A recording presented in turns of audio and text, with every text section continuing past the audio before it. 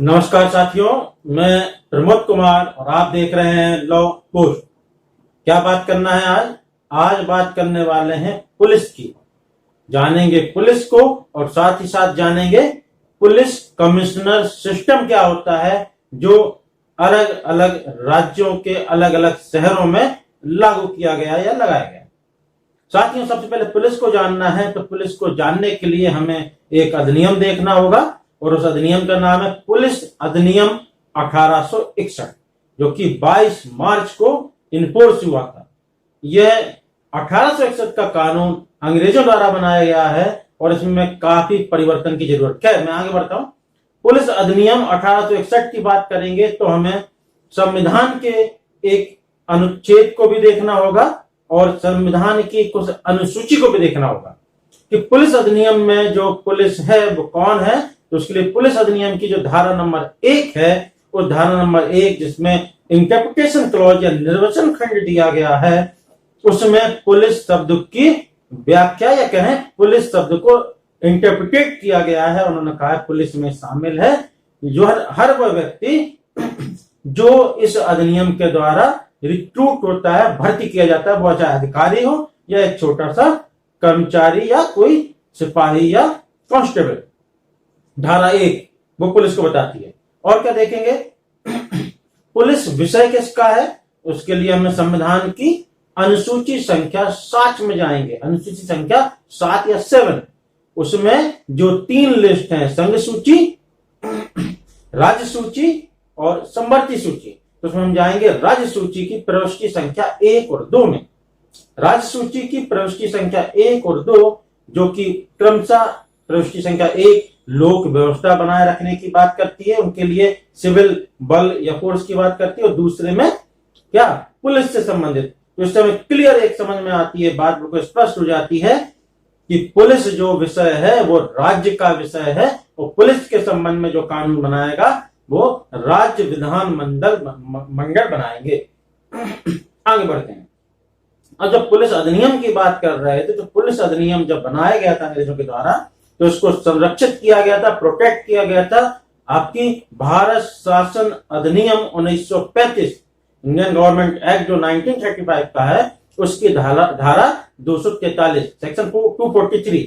और जब हम 243 को देखेंगे या उसको हम बात करेंगे तो हमें संविधान के एक अनुच्छेद और देखना होगा, और वो अनुच्छेद है 372 का पहला clause, article number 372 first clause, जो कि क्या करता है, इस अधिनियम को, भारत शासन अधिनियम को प्रोटेक्ट करता है। और 372 देखेंगे तो हमें फिर एक संविधान का अनुच्छेद उसमें देखने को मिलेगा, अनुच्छेद संख्या 395। वो क्या कहती है? अनुच्छेद आर्टिकल नंबर 395 कहता है कि ऐसी विधियां जो संविधान लागू होने के बाद निश्चित कर दी गई हैं, उनको बचाए रखने की बात करता है, प्रोटेक्ट करने की बात करता है, एक सेविंग क्लॉज है। तो इन्हें हम संविधान के पहलुओं को देखकर, प्रावधानों को देखकर हम आगे समझ सकते हैं। तो सीधी सी बात है कि पुलिस क्या है, जो पुलिस अधिनियम 1861 के तहत क्या हुआ, रिक्रूट किया गया। आगे बढ़ते हैं। अब बात करना है पुलिस कमिश्नरेट सिस्टम क्या है, पुलिस कमिश्नर प्रणाली क्या है। कि उसके लिए दोस्तों, अभी हम अगर इतिहास के परिप्रेक्ष्य में देखें तो इसकी शुरुआत अंग्रेजों के समय हुई थी और उसके लिए एक अधिनियम 1856 में पारित किया गया था अंग्रेजों द्वारा।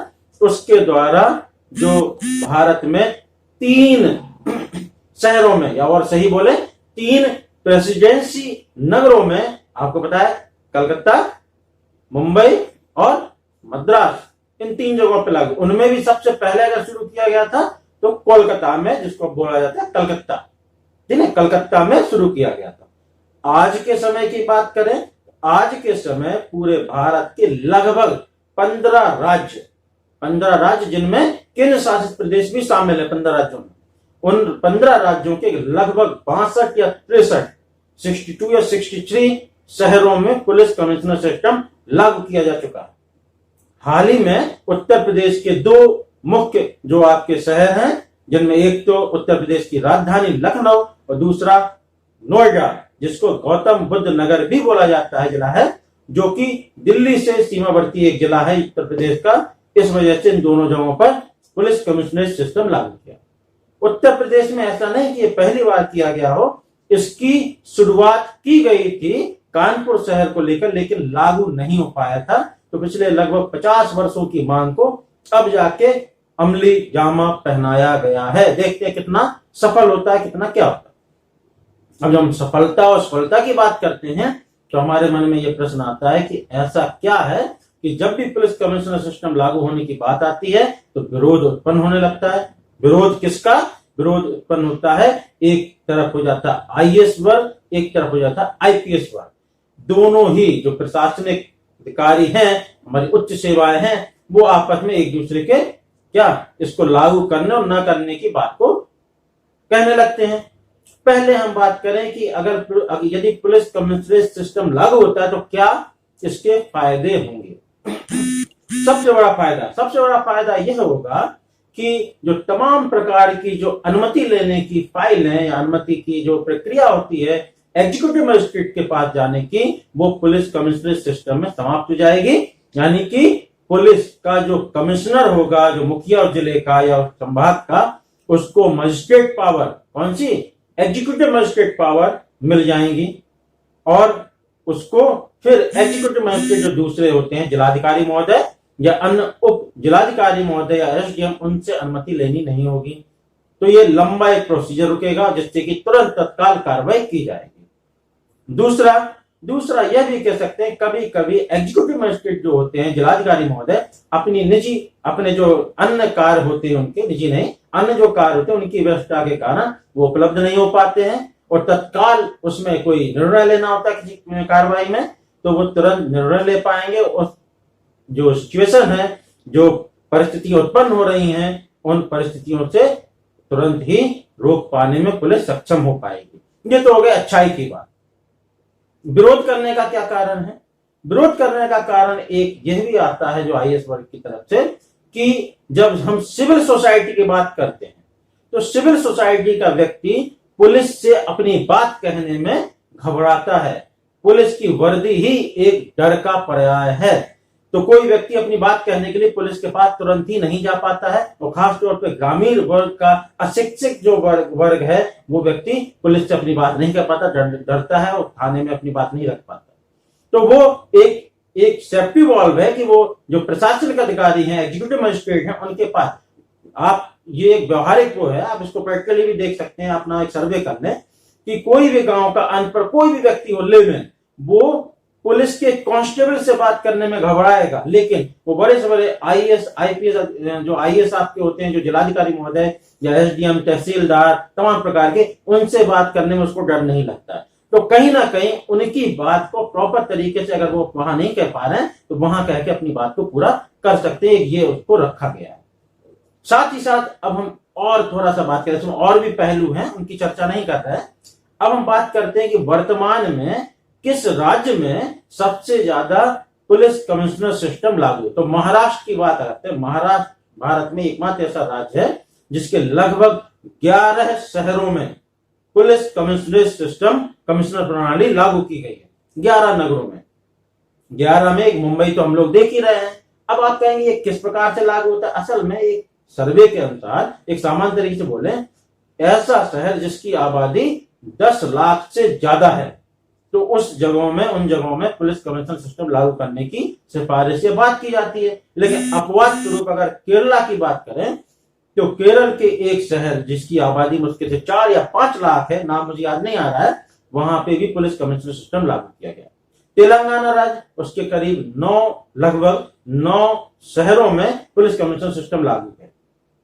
इसके अलावा उत्तर प्रदेश के 2 आपके जो शहर हैं, यहां पे पुलिस कमिश्नर सिस्टम लागू है। साथ ही साथ जब हम इस पुलिस कमिश्नर सिस्टम के आधार की बात करें तो साथियों, जो हम शुरुआत में बात की थी पुलिस अधिनियम की, तो पुलिस अधिनियम की धारा 4 और कहें धारा 5 एक प्रकार से पुलिस कमिश्नर सिस्टम के बीज अपने आप में समाहित रखती है। क्यों? क्योंकि धारा 5 कहती है कि यदि राज्य सरकार चाहे या राज्य सरकार अपने जो आदेशों अनुसार पुलिस की जो महानिरीक्षक है, डायरेक्टर जनरल है, उसको मजिस्ट्रेट पावर सभी प्रकार की दे सकती है, लेकिन कुछ सीमाओं के अधीन वो राज्य सरकार चाहे तो दे सकती है। आगे बात करते हैं कि ऐसा क्या होता है कि जिसकी वजह से पुलिस कमिश्नर सिस्टम अलग हो जाता है और साधारण पुलिस प्रशासन अलग हो जाता है। जहां साधारण पुलिस प्रशासन में पुलिस पर जो नियंत्रण होता है साधारण, वो एग्जीक्यूटिव मजिस्ट्रेट, यदि जिले की बात करें तो जिले की जो पुलिस व्यवस्था है उस पर साधारण नियंत्रण हो जाता है जिलाधिकारी महोदय का। वहीं पुलिस कमिश्नरेट सिस्टम में जो नियंत्रण होगा वो उस जिले और संभाग के कमिश्नर के पास हो जाता है, उनकी पूरा वो, और एकमात्र वो रिस्पॉन्सिबिलिटी उनकी फिक्स हो जाती है। अभी तो जो दायित्व है वो बढ़ जाता है प्रशासनिक अधिकारी पुलिस अधिकारियों पर, फिर एकमात्र उनकी रिस्पॉन्सिबिलिटी होगी। साथ ही साथ इसमें भी काफी अलग अलग राज्यों में क्या किया गया है, पूरे तरीके से नहीं। जैसे मान लीजिए असलहा या हथियारों के लाइसेंस की व्यवस्था, आप जिलाधिकारी महोदय के पास एप्लीकेशन देंगे, उसके बाद फिर वो आगे डिस्ट्रीब्यूट होती है, वहां से परमिशन लेके आते हैं, एप्लीकेशन चलती है। वहीं असलहा वाले मामलों में फिर आप सीधा पुलिस जो आपके एसपी महोदय या एसएसपी या होंगे उनके पास आप एप्लीकेशन दे पाएंगे। और क्या होता है, जहां धारा, अब बात कर रहा हूं सीआरपीसी की, सीआरपीसी में धारा 107 से लेकर 117 तक की जो पावर है सिक्योरिटी या लॉ एंड ऑर्डर मेंटेन करने की या गुड बिहेवियर या शांति बनाए रखने की जो पावर है, वहां एग्जीक्यूटिव मजिस्ट्रेट के पास पावर है और ऐसे व्यक्ति से वो सिक्योरिटी बॉन्ड बढ़वा सकते हैं। वहीं ये पावर अगर पुलिस कमिश्नर प्रणाली लागू हो जाती है तो यह शक्ति उस जिले के एसडीएम या जिलाधिकारी महोदय से छीनकर या वहां से हटाकर वो निहित हो जाएंगी हमारे इसको कमिश्नर महोदय, पुलिस कमिश्नर जो है उनको मिलेंगे। और क्या, धारा 144 का बहुत जिक्र आता है। जी हाँ, जब धारा 144 किसी जिले या किसी एक पर्टिकुलर एरिया में लगानी होती है तो होता क्या है कि एग्जीक्यूटिव मजिस्ट्रेट, जिलाधिकारी महोदय या एसडीएम महोदय से परमिशन ली जाती है और फिर वहां पे धारा 144 लागू की जाती है।